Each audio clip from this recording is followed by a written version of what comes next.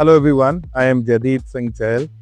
Next to me, I think is probably the most exciting project I have taken up till date. Something, there are vehicles that nobody can hate and everybody actually, somewhere in their mind has that feeling, you know, the day I have tons of money, I'm going to buy one of these. So actually, living the dream for me is working on one of these. This is the German Jeep. I would love to call it a Jeep because that is what this vehicle is. So this is Zorawa's G55 AMG 2011 model. A lot of things that make this vehicle very, very special. We'll get to those in detail. The reason I'm calling this vehicle a Jeep, I would love to explain that to you as well. This vehicle basically is as close as you can get to the G-Wagon that was designed in 1978, or rather launched in 1978. It took them close to 6 to 8 years to get this vehicle into production back then. The lines, the shell is pretty much similar to the vehicle that was launched back then in the 5-door format. The body, the boxy lines, what explains these is that back in the day when they made the design for this vehicle, it was all done in wood, not clay like modern day vehicles. So that clearly explains the reason everybody calls it a closet or it looks like a cupboard. The reason it was done in wood. So that explains the beautiful lines. I personally love the boxy feel of the vehicle, the boxy and the mechanical feel. This vehicle, the reason it is very, very special and very sought after worldwide, this model version specifically, the G55, is that the 2011-12 was the final year of production for a G-Wagon with the ladder frame and a solid axle. So for those of us, who are aware of what a solid axle is, this is probably the biggest engine in the world on a solid axle vehicle, the most powerful solid axle vehicle in the world, running on petrol. We're not counting trucks or anything amongst that. This is the 5.4 liter supercharged V8, makes close to 470, 480 horsepower. Certain countries it has even made up to 500 horsepower. So tons of power, and that too on 4 coil springs and a solid axle front. So I think this vehicle is more Jeep than the Jeeps these days. So nothing else. There's actually no comparison for this vehicle. You can't compare it to any other vehicle per se. Tons of mods we've planned. The vehicle is a very, very clean example. Actually, the cleanest that we've been able to find. And Zorawa, since he also thinks just like me, we decided to, the list of mods that we had was exactly the same. So what we are planning to do with this vehicle is we are going to give it a brand new set of coil springs and dampers. So a brand new suspension. It is going to get a foam cell suspension by Ironman, which will also lift the vehicle a little. We're going to take the pre-install measurements and then we'll share the amount of lift that we've achieved. These vehicles on coil springs, since these are heavy vehicles, they generally tend to droop to one side. So this vehicle currently is slightly down on the right side. We'll check the measurements post-install because they tend to overpower the coils a lot. So an Ironman suspension thanks to Zach. We are going to give it a complete Ironman suspension, and then maybe a pulley mod, which all of us know helps to improve the power a little bit by making the supercharger spin a little faster. We will also be doing an upgrade on the steering damper eventually. We're trying to source one for it. Smaller set of wheels and a meatier set of all-terrain tires to use the vehicle how it is meant to be used. I know people identify this vehicle as a luxury sedan. I would love to have the pleasure of introducing you to the other side of this vehicle, what it was meant to be, what it was designed for. It was actually designed to be a military application vehicle. That is how it came into being, thanks to Shah of Iran. It's a very interesting story. So he ordered 20,000 of these from Mercedes, since of course he owned a part of the company, and he wanted it to be built to patrol the borders of Iran. These could never be delivered. Mercedes was left with tons of vehicles already produced, money spent into R&D and production. So then these came out as civilian vehicles. So this vehicle, the interesting thing is, in its original form, it came as a 100 horsepower petrol and a couple of other diesel options as well. This now is close to 5 times more powerful, but the underpinnings are pretty much the same. So you can very well imagine the kind of monster this thing would be on the road. So not taking too much time, I'll quickly show you the suspension. It's already here, and then we'll get to the install. We'll try to cover a detailed install today.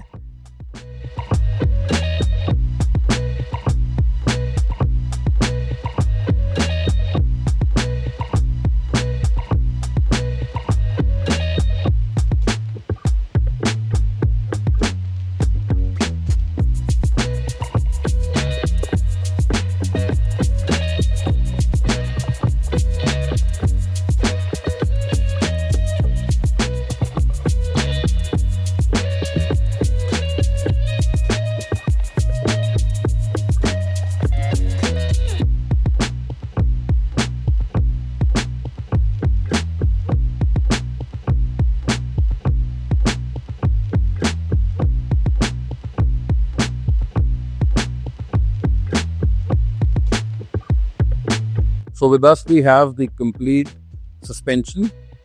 This is all there is in the in what we call a complete suspension kit for the G55. Being a solid axle, you can see that these are very basic components. It will resemble the suspension for a Jimny or a Rubicon. Solid axle front, no upper control arm, no lower control arm, nothing extra to worry about. Very simple, rugged and mechanical setup. This is the front damper. That is the way it gets installed. The upper perch is like any high performance long travel vehicle. It enters the engine bay. So the top mounts are in the engine bay. The bottom goes on to, of course, the tube. So this is the front. All required hardware is supplied along with it. These are the front coil springs. So these are going to be taller than the stock coil springs. We'll do a comparison as well. These wide ones are the rear coil springs. These are again going to be slightly taller than our stock springs. And this is the rear damper. That's it. 2 rear dampers, 2 front dampers and 4 coil springs, and that sums it all up. All required hardware is supplied alongside. This fits with the pin upwards, that fits with the pin downwards. They're pretty similar looking dampers. That's it. So the install is going to be pretty quick and pretty easy, but the results, I'm sure, are going to be amazing. Thank you.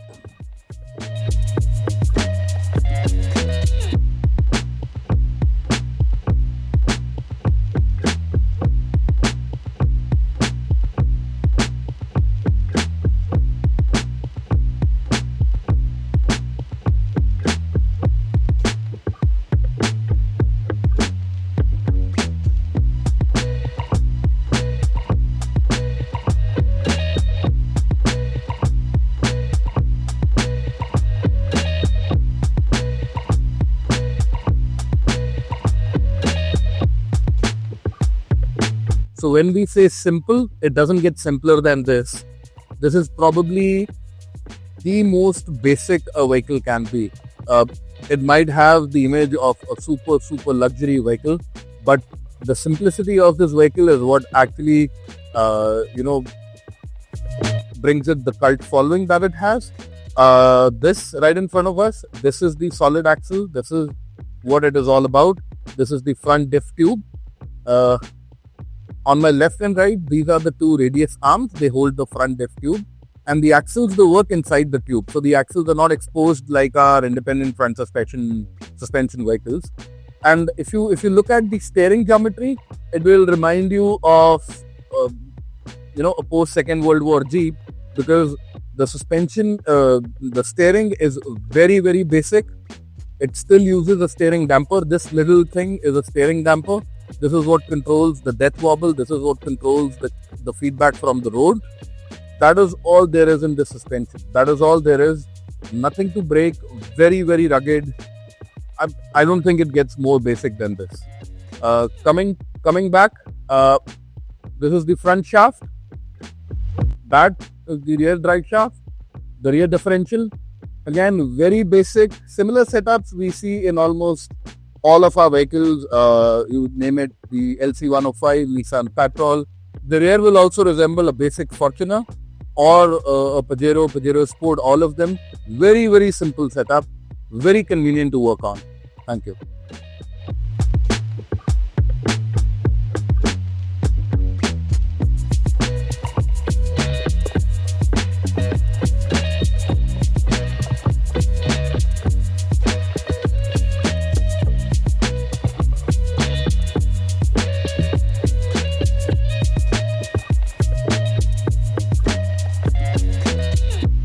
What we're doing now is the rear damper, it has been freed. The rear damper is undone from the tube. The level sensor link, that is also done free. The hydraulic pipe bracket, that has been undone. This is the rear panhard rod. We are undoing the panhard. So this is the rear panhard. What we are currently doing is anything that is going to stop the tube from coming down free is going to be undone. Anything that might break in the way is also going to be undone. This is a very, very important step. Sometimes in the excitement, we will end up lowering the depth and it is going to snap your hydraulic pipes or it is going to break your level sensor links. So what is happening is we've got a jack stand under the rear diff tube. The damper is done. Both the dampers are undone. This is the rear panhard rod. We'll undo the panhard rod linkage onto the chassis so that the panhard is free with the tube. And then we'll slowly lower the diff and it is going to start coming down. As it comes down, it will make enough space for us to extract the coil springs and put in the new one.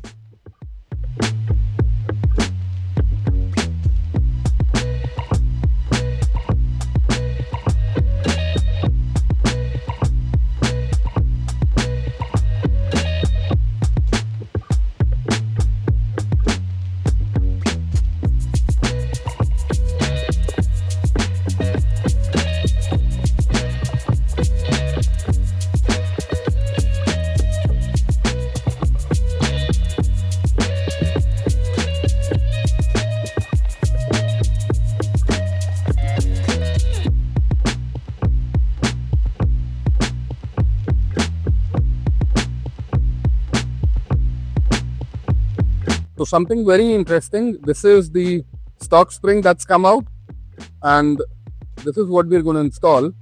If you look carefully, the ends are very thin and the middle portion is almost twice the thickness.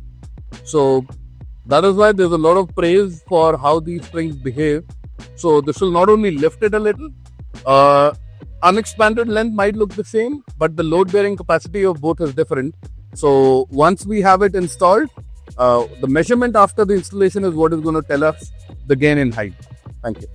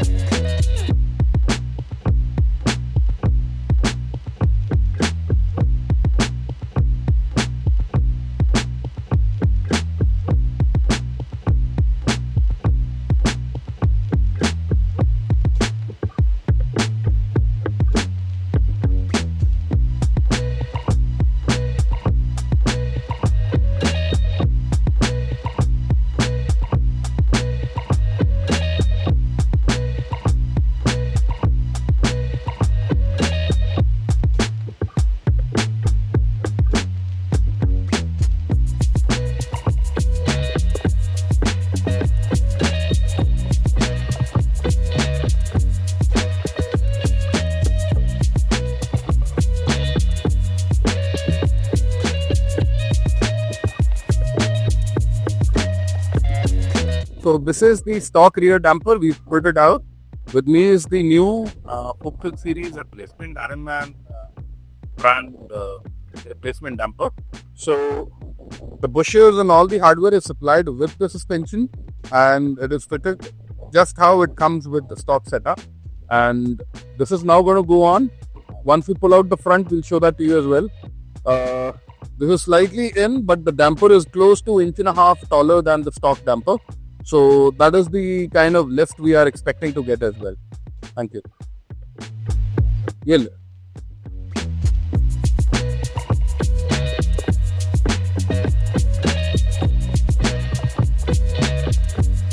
So one little thing that we need to be very careful about whenever we disassemble something, every mating surface, especially in India or anywhere in the world, it will have grime, dust or rust buildup.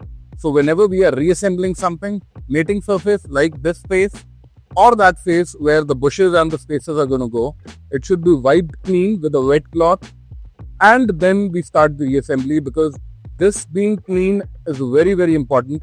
Otherwise, slight buildup of grime or sand can give squeaky noises which are very hard to diagnose. And just to save headache after the install, it is best to clean all mating surfaces. Thank you. Love. Love.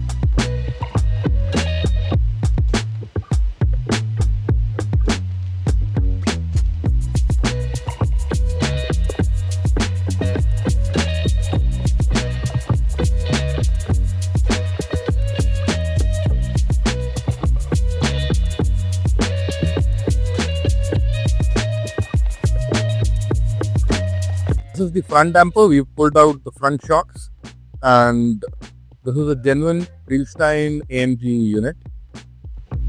This is going to be replaced with the Ironman foam cell that I had already shown you.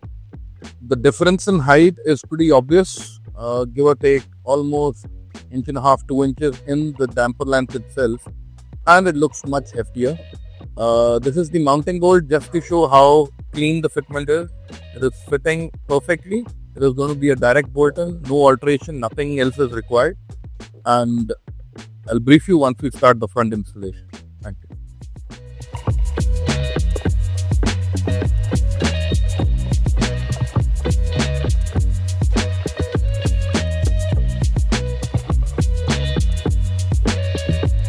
Comparison between the stock coil and the one that we're going to install, visible difference in height, and this is definitely going to level out the car. There's one more thing that I would like to show. It's something really cool. There's a brand that we've all known as Kits. This is an IBAC brand AMG labeled stock spring. So the vehicle is very clean. Everything that we're pulling off is OEM. There's no alteration that has been done. So let's see how the stance comes out.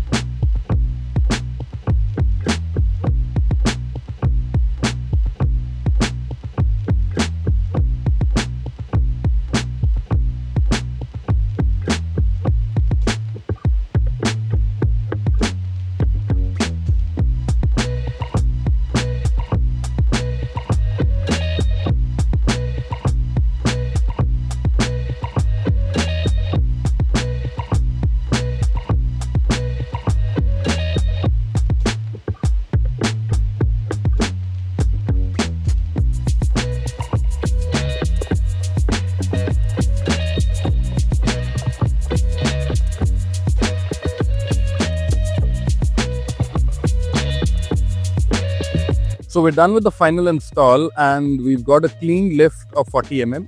That lift has not only eliminated the sag on the left side, so the front left and right when we measured, one side was down by almost 25 mm. So now what has happened is that 25 mm has been covered and we've got a clean lift of close to an extra 40 mm. So what that has done is the steering has become lighter. Oh, it's feeling much more confident on the road. So now it's all set to take a clean set of 33 inches all-terrain tires and I believe slightly offset wheels. Now we'll leave it to settle down. Zorawar is going to drive it for 2,000, 3,000 kilometers. We'll do a measurement again and then we'll see. I'll call upon Zorawar to please enter the frame for a minute and say a few words like we used to have in the school annual function.